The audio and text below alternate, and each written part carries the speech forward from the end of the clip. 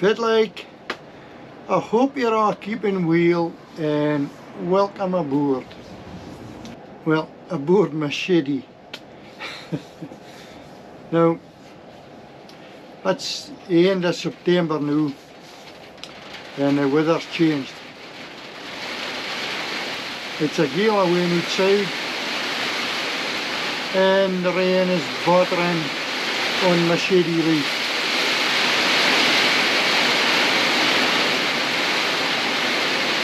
Now, it's a tan shady, so as you can imagine, rain hits the roof, it makes an awful racket. So I'm hoping you can hear me a being at racket. Maybe the GoPro will cancel it out a bit, I don't know, I'm hoping that anyway. Now, I was kind of lucky last week. It was just like the middle of summer last week and really light winds. Sun was out warm, so we managed to get the boat to bottom, to beach it and scrub a bottom and put on the anti-fouling and change the zinc on hoods and that. So I was kind of lucky getting that weather windy last week because it's a change now and it's freezing cold, and because of the strong winds and they're coming from the northwest, we can't get out in a boat to do our fishing trips. We've had to cancel the day's trip, we've had to cancel the morning's trip, and I don't think we'll get out on Sunday.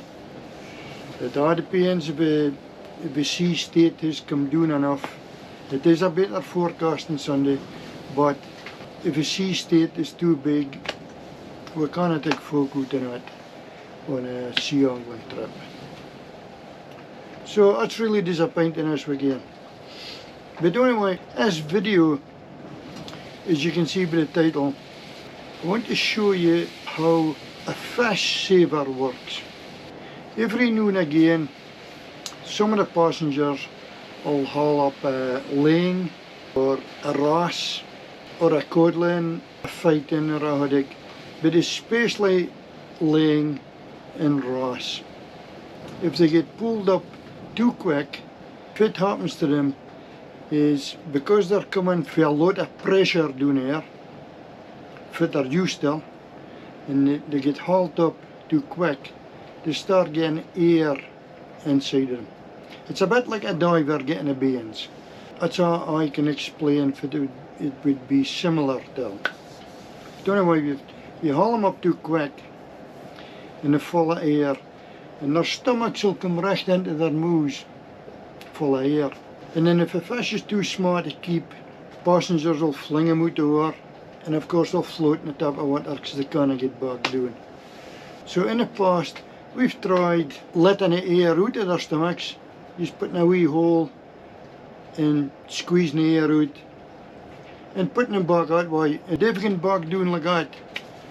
Whether they survive or no, I don't know, but that's what we've done in the past. But a good friend of mine, Phil, made a device to me, a fish saving device, and it just works a treat. And I actually didn't think it why we hadn't used this thing in the past. It's a really simple idea. I hadn't got the thing on me in the shady just now, I left it in the boat. And I was planning on taking it home just to show you, but you'll see it on the video. I'm going to want to show you anyway. It's just a wire that you push through the bottom jaw of the fish and you attach it to your line, and the other end you attach it to your weight, and when you fling it out over, the weight will pull it down and the fish bites on the spike. And then once you're down onto the bottom, you just get a quick tug and the fish pops off and they're down back to their depth for the pressure is that they're used to. They have a far better chance of surviving. Anyway, I'm not good at explaining this thing, so I'm going to put a link to Phil's video. He's making a video now and it should be up by the time I post this in. And I'll put a link to that video, and he'll explain better all the ins and outs of the device. And he'll actually show you how to mark it. Very simple to mark.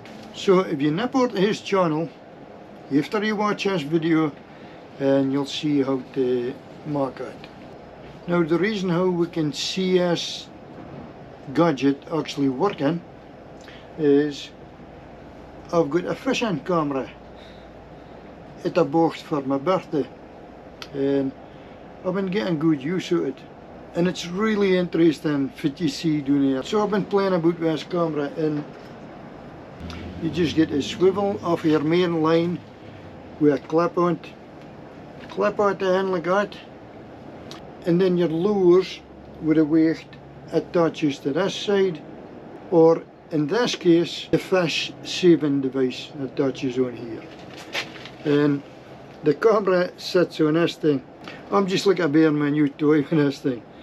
Now you just pull out, you hold this down and pull out this long bitty, you sure if you got, and then this bit the camera itself, in fact that's a protective cover for the lens, so you take that off, and then the camera itself sits in here like that, and then you push this bit down, and that's a camera held in, and it just looks down on your fish saver device, and it allows you to see if it's actually happening. So I'm just going to show you a couple of fish that we have actually sent back to the bottom with a fish saver device. But the first fish we're about to send down is a Ling. See Billy holding on out there, passes it to me, and that's a fish saver device. You push it through the bottom lip of the fish, and that's it through.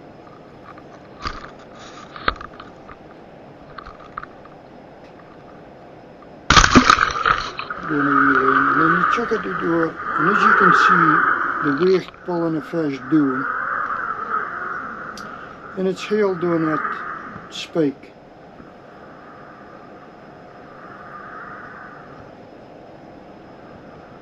See the Ling steadying himself there.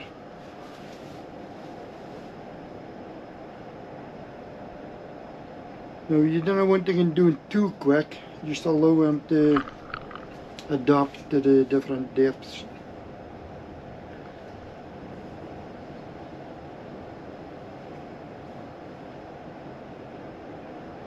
Now this is going to do 46 meters.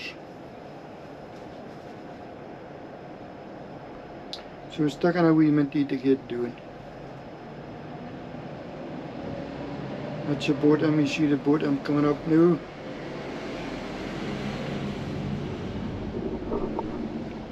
And that's him on the bottom. Now, we just gave him a wee minty on the bottom to catch his breath, so to speak. And you just give a wee tug and the fish is released.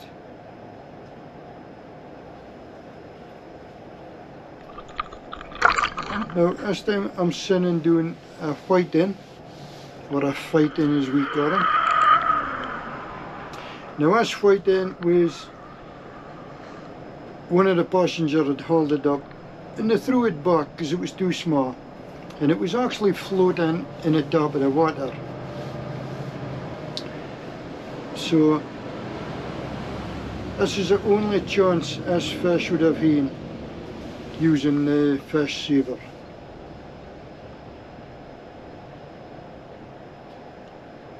So down he goes,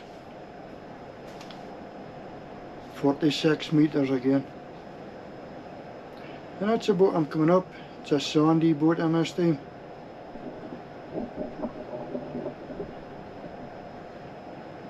Just give him a minute to catch his breath.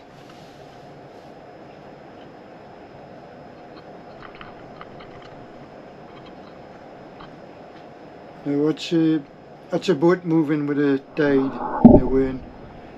Wait dog, and he's released again. And he's swimming away here.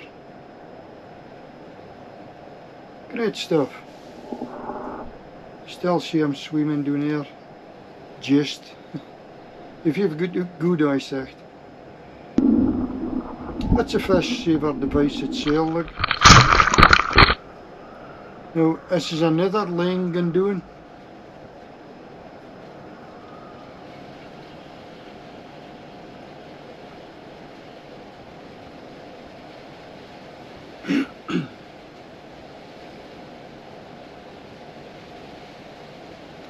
Bonny wee Ling, bonny patterns on him.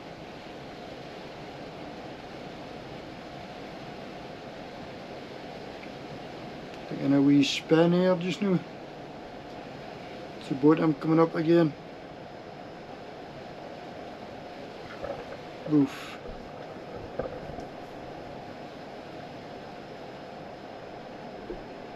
Now he's getting dragged along a wee bit as the boat's shifting with the wind and the tide. Give him a minty and then release.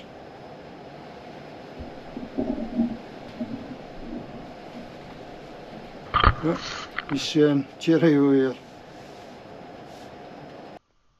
That's just coming up now, and you'll see a couple of haddocks. One's chasing the thing up. That's just back aboard again. The next time we're putting doing a cuckoo wrasse. Beautiful fish. All doing he goes. The cuckoo wrasse, well, wrasse in particular, they're bad for their stomachs blowing up.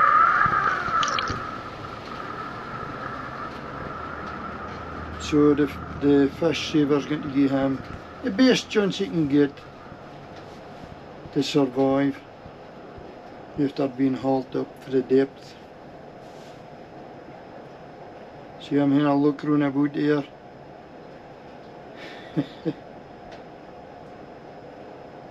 It's happening to me, he's saying. Looking to see if there's any familiar bits in the bottom. That's what I'm doing.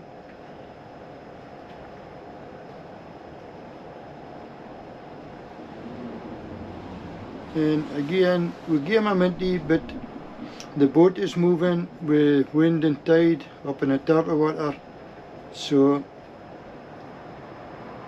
they do tend to drag along a wee bit, but at least they're doing it at their depth.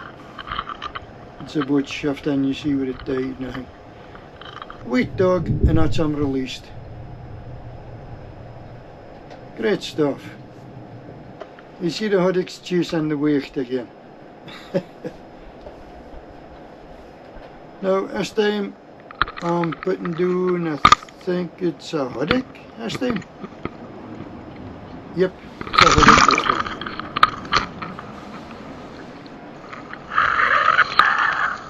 You see the thumb, you can just see the thumb print inside the haddock. You'll notice she's got a big fin sticking up. Typical of a haddock.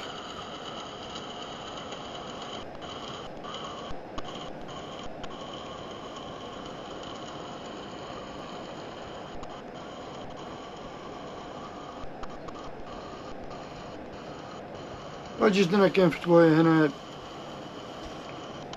thought of something like this years ago, because it's a really simple idea. There we go, it's the bottom coming up. A wee bit more rockier in the bottom here this time.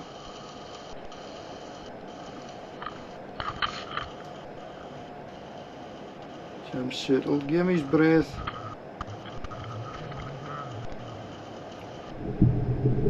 And then release him.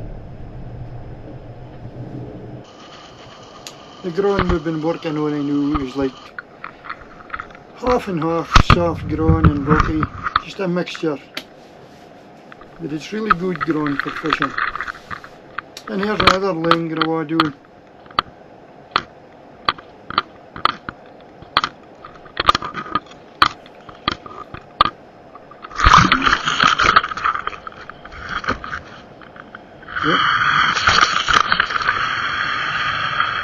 not happy. But he'll be happier once he's back down to the bottom.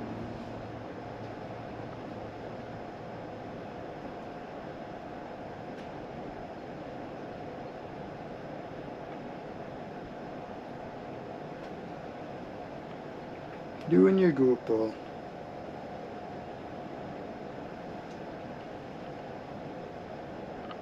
Bonnie patterns on that fish.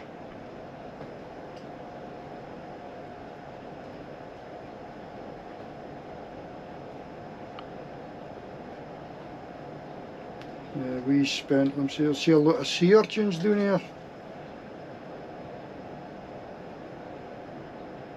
Now, Paul, that's you doing the bottom.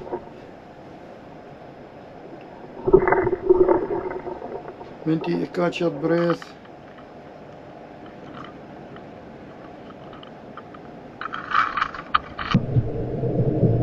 And release. One happy fish, or happier fish.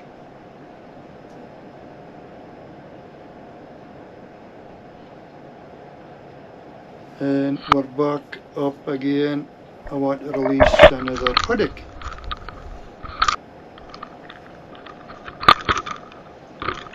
So that's the last fish we're doing. Haddock again. And as I say, I'm going to put a link in the description to Phil's channel, and you'll see how this fish saver device is made, because he's actually marking on his video.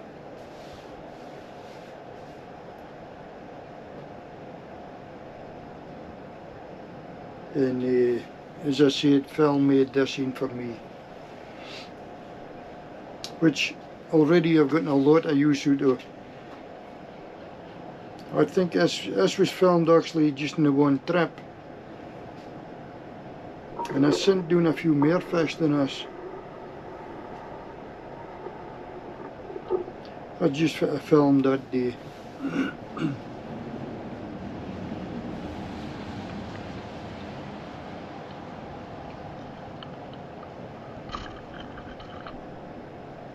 Now, away you go, Paul. Great stuff. And of course, check out my channel and subscribe if you want to. That would be much appreciated. So that's it for now. I hope you enjoyed that. And if you haven't used that things before, if you've got a charter boat, I think our charter boat should have one of them. Maybe they have, I don't care. If you've got a boat of yourself and you can out fishing, and you'll notice your sail fish coming up, their stomachs is got some air in it, and you can't get them back down. Make your sail in that fish saver things, or buying. You can buy them online, and there's some guy fancy ones that you can set for a certain depth and stuff like that. But I think they're pretty expensive. But if you check out Phil's channel, as I was saying, and you can make in yourself. So that's it for now. Take care, Abdi. Dicht lines, and I'll catch you after.